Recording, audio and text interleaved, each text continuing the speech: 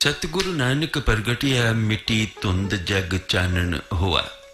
Punjabi theatre academy UK वालों एक निमाणा जा जतन एक उपराला है जो असी सारे रल मिल के पेश करन जा रहे हैं।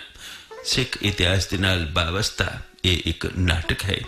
नानक आया कुल दुनिया नू तारण नानक आया।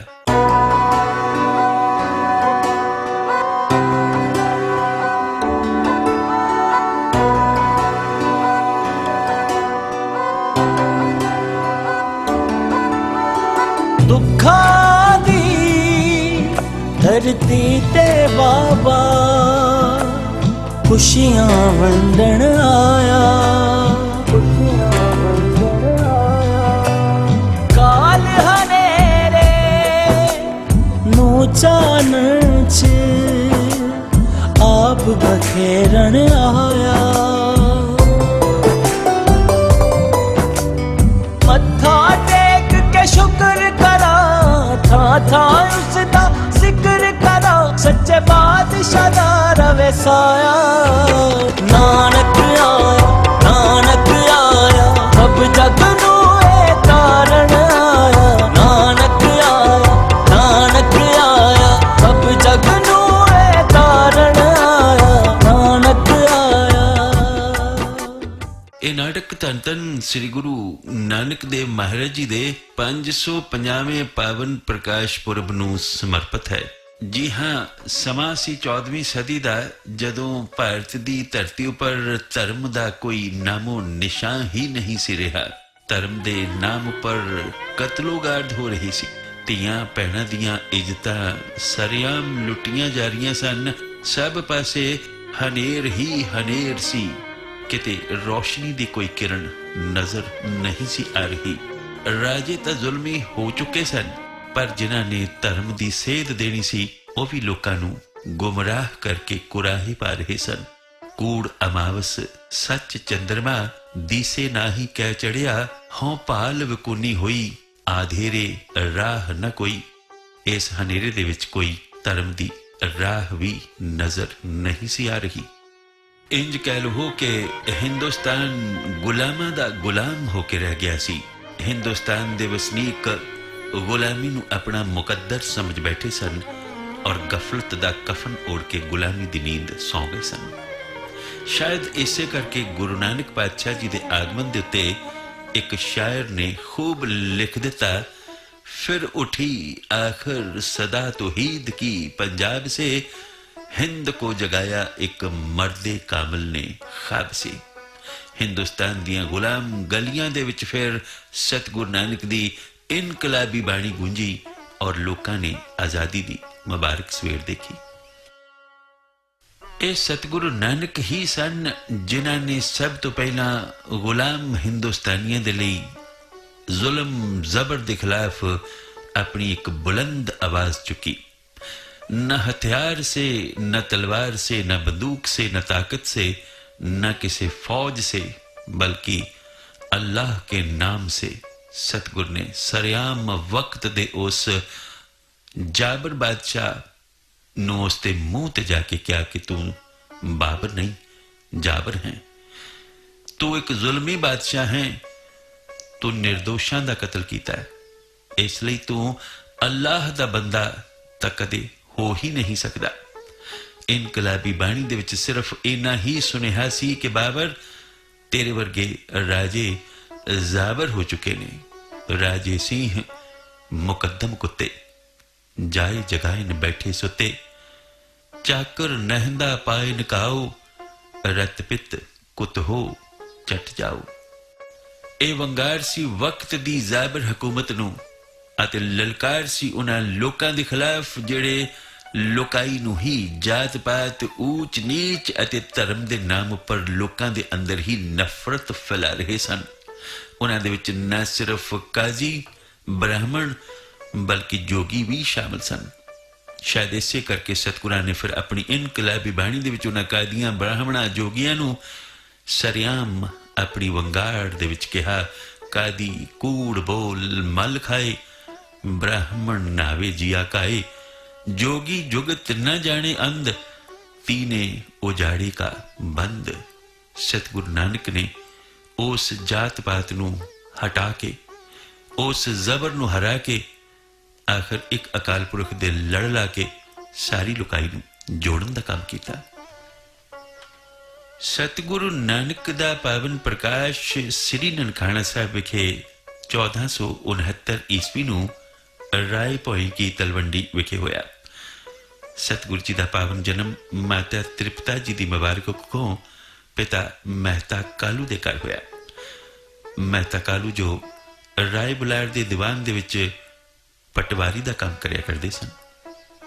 तो आओ हुण तुहानूं असीं लैके चलते हाँ सुल्तानपुर लोधी, जो कि दौलत खान लोधी की जागीर सी, जिथे बीबी नानकी साहिब पातशाह गुरु नानक देव महाराज जी की भैन अपने विआहता जीवन भाई जयराम जी दे नाल बतीत कर रहे सन। आप दर्शन कर रहे हो गुरुद्वारा बेर साहिब दे, जिथे साहिब पातशाह गुरु नानक देव महाराज जी ने अपने जीवन काल दे 14 साल 9 महीने अते 13 दिन प्रेमा भगती की।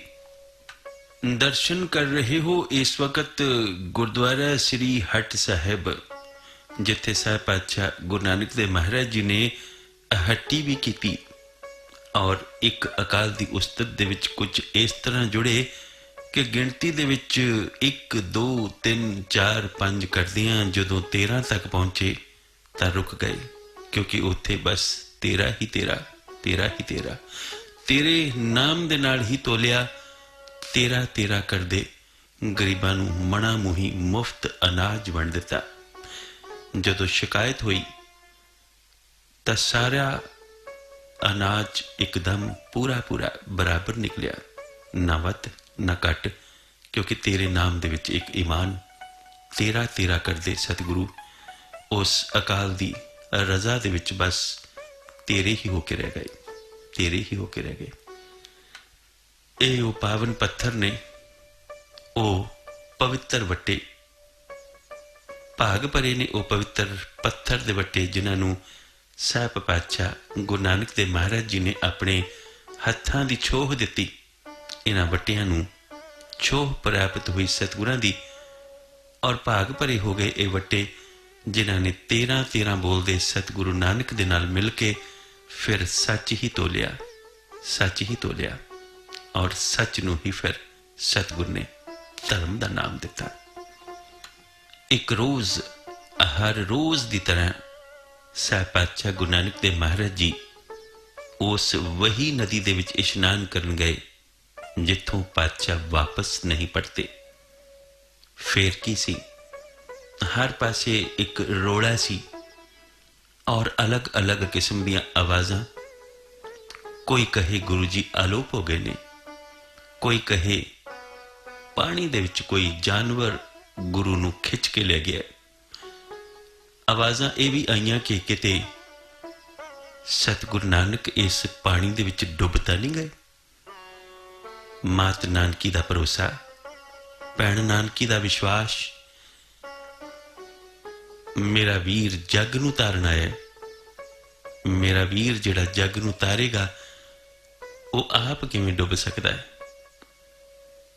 ठीक 3 दिनां बाद साहिब पातशाह गुरु नानक देव महाराज 2 किलोमीटर की दूरी पर उसे ही वही नदी दे विचों बाहर प्रगट हुए, जिथे अज गुरुद्वारा श्री संत काट साहब है, जिथे साहिब पातशाह जी ने पहला शब्द उच्चारण किया, ना को हिंदू ना को मुसलमान, सच तो यह है कि इत्थे साहिब पातशाह गुरु नानक देव महाराज जी ने उस अकाल की उस्तत दे विचों वो मूल मंत्र उचारण किया जिथे सतगुर ने सारी लुकाई नूं दस्या कि कोई हिंदू होवे या मुसलमान, रब सबना दे लई एक है, एक ओंकार। करतार पुरख निर्भव निर्वैर अकाल मूरत अजूनी सैभं गुर प्रसाद जप आद सच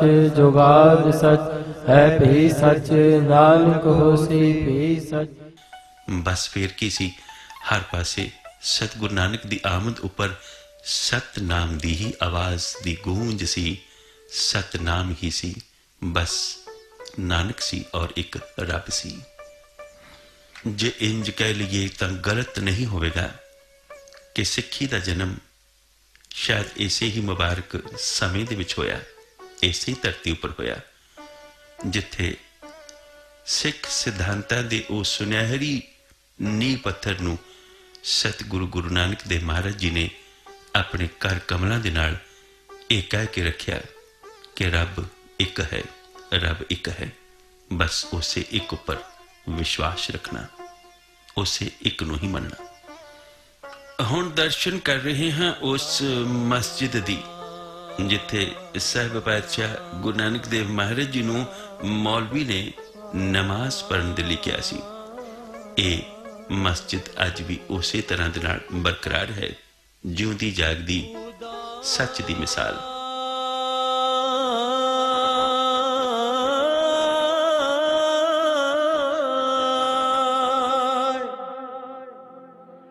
खुदा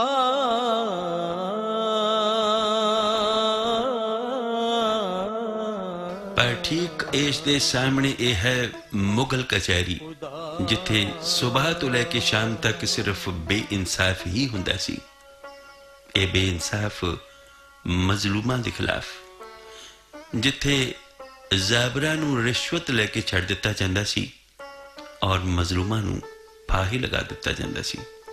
अज ये ढह ढेरी हो गई है।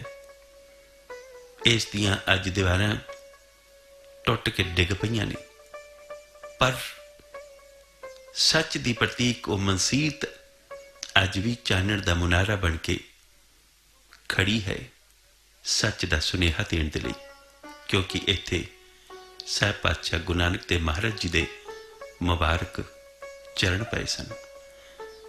जिथे साहिब पातशाह गुरु नानक देव महाराज जी ने जुल्म अते जबर के खिलाफ आवाज उठाई, जिथे सतगुरां ने जात पात ऊच नीच दियां समाजिक कुरैहतां नूं इस कदर भंडिया, जिथे सतगुरां ने नीचां दे हक दे विच बुलंद आवाज दे विच कहा, नीचां अंदर नीच जात नीची हों अत नीच, नानक तिन के संग साथ वड्डियां स्यों क्या रीस, जिथे नीच संभालियन तिथे नदर तेरी बख्शीस, नदर तेरी बख्शीस, नदर तेरी बख्शीस। इंज सतगुर जी ने न सिर्फ नीचां नूं ऊच करन दी ही गल कही, सगों जात पात दे इस बंधन तो उपर उठ के सतगुरां ने सिक्खी दे बराबरी दे सिद्धांतां वल मनुखता नूं प्रेरिया, ताकि संसार दे अंदर एक भाईचारा कायम हो सके। सतगुर पातशाह ने जिथे लोड़वंदां दी मदद दे लई उन्हां दी बाह पकड़ी, उथे उस वक्त दी सब तो वड्डी हो रही कुराहत, जिथे औरत नूं कदी बराबर दा दर्जा नहीं सी मिलिया, सतगुरां ने शायद इंज कह लो कि पहली बारी उस औरत दे हक दे विच आवाज बुलंद की, जिस औरत नूं कोई पैर दी जुत्ती कह रहा सी ते कोई कह रहा सी कि ये नीवी है। ते सतगुर पातशाह ने बुलंद आवाज दे विच कहा कि उस नूं नीच, उस नूं नीवा, उस नूं पैर दी जुत्ती कहंदे हो जिस तो तुसी जन्म लिया, जिस तो राजे महाराजे जन्मे, सो क्यों मंदा आखिए जित जमे राजान, जित जमे राजान। तो आओ अज असी सारे रल मिल के साहिब पातशाह गुरु नानक देव महाराज जी के सिद्धांतां नूं अपना के 550 साला पातशाह जी का प्रकाश पुरब रल मिल के मनाइए। सानू लोड़ है आप जी के वडमुले सहयोग की, ताकि साडे वल्लों कीते गए इस यतन नूं आपां इस नाटक के राही देशां विदेशां दे विच पहुंचा सकीए। मकसद सिर्फ इहो ही है कि इस नाटक के राही देशां विदेशां दे विच सतगुरु पातशाह जी के उस सुनहरी उपदेशां नूं, सतगुरां जी के पावन असूलां नूं, सतगुरां दी मुबारक सिੱਖੀ नूं, सतगुरां दे सिद्धांतां नूं दुनिया दे विच चानण वांगू फैला दईए। लोड़ है सानू आप जी के सहयोग की। तो बहुत जल्द आ रहा है ये सिख इतिहासिक नाटक नानक आया कुल दुनिया नू तारन आया। जे 100 चंदा उगवै है सूरज चढ़े 1000, एते चानण होंदियां गुरबिन कोर अंधार। आवन 78 जाने 97 हूर भी उठसी मर्द का चेला, सच की बाणी नानक आखे सच सुनाई सी सच की बेला। सच की बाणी नानक आखे सच सुनाई सी सच की बेला, सच की बेला, सच की बेला। जे 100 चंदा उगवे सूरज चढ़े 1000, एते चानण होंदिया गुरबिन कोर अंधार।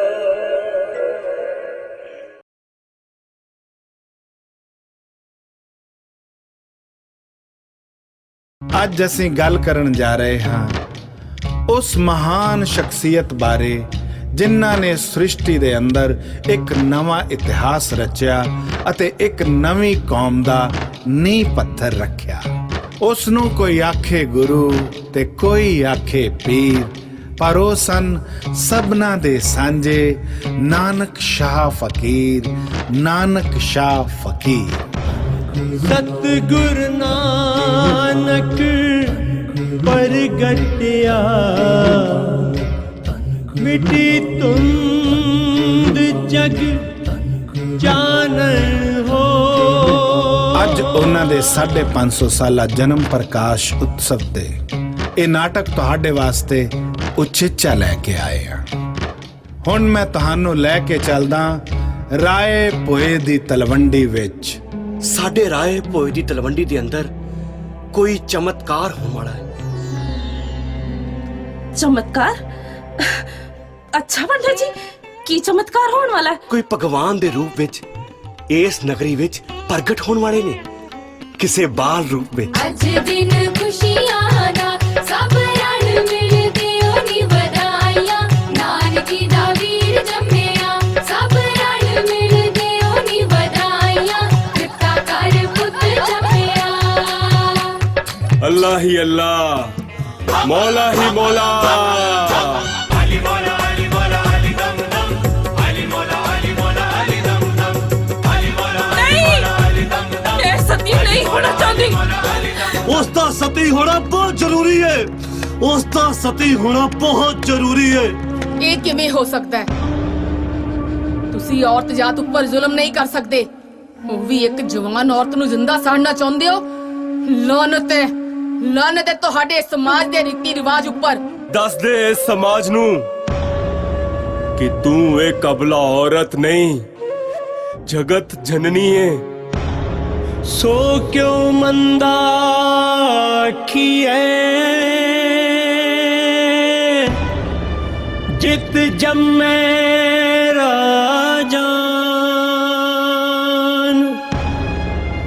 सो क्यों मंदा। न जाने किन्ना चिर साडे समाज मेरे वर्गियां औरतां नूं इस कठिन रस्ते चों गुजरना पएगा। सुनिया है भगवान दे घर च देर है, पर अंधेर नहीं, अंधेर नहीं। ਲੱਗਣ ਵੇ ਆਹੋ ਪੰਡ ਹੋਵੇ ਦੋਸਤੀ ਪੰਡ ਚੱਲੇ ਆਹੋ ਪੰਡ ਹੁਆ ਪੰਡ ਪਾ ਲਿਆ ਪੰਡ ਹੋਵੇ ਬੰਦਾ ਸੋ ਕਿਉਂ ਮੰਦਾ ਆਖੀਏ ਕਿ ਜਬ ਮੇਰਾ ਜਾਨ ਸੋ ਕਿਉਂ ਮੰਦਾ ਆਖੀਏ ਕਿ ਜਬ ਮੇਰਾ ਜਾਨ ਸੋ ਕਿਉਂ ਮੰਦਾ ਆਖੀਏ ਕਿ ਜਬ ਮੇਰਾ ਜਾਨ नानक दुनिया कैसी हो दुनिया कैसी हो संगत नानक ਇਹ ਨਾਟਕ ਨਹੀਂ, ਇਹ ਉਹ ਸੱਚ ਹੈ ਜੋ ਬਾਬੇ ਨਾਨਕ ਨੇ ਦੁਨੀਆ ਅੰਦਰ ਦੱਸਣ ਦੀ ਕੋਸ਼ਿਸ਼ ਕੀਤੀ ਤੇ ਕਿਹਾ ਮਜ਼ਹਬਾਂ ਜਾਤਾਂ ਤੋਂ ਉੱਚੀ ਹੈ ਸਭ ਤੋਂ ਵੱਡੀ ਇਨਸਾਨੀਅਤ ਜੋ ਕਿ ਮੁਹੱਬਤ ਦਾ ਪੈਗਾਮ ਫੈਲਾਉਂਦੀ ਏ। ਵੰਡੋਗੇ ਤੇ ਪਿਆਰ ਮਿਲੇਗਾ, ਪਾੜੋਗੇ ਤੇ ਨਫ਼ਰਤ ਮਿਲੇਗੀ। ਸੋਚਣਾ ਤੁਸਾਂ ਹੈ, ਪੈਗਾਮ ਤੁਸਾਂ ਅੱਗੇ ਲੈ ਕੇ ਆਉਣਾ ਹੈ। ਸ਼ੁਕਰੀਆ। नानक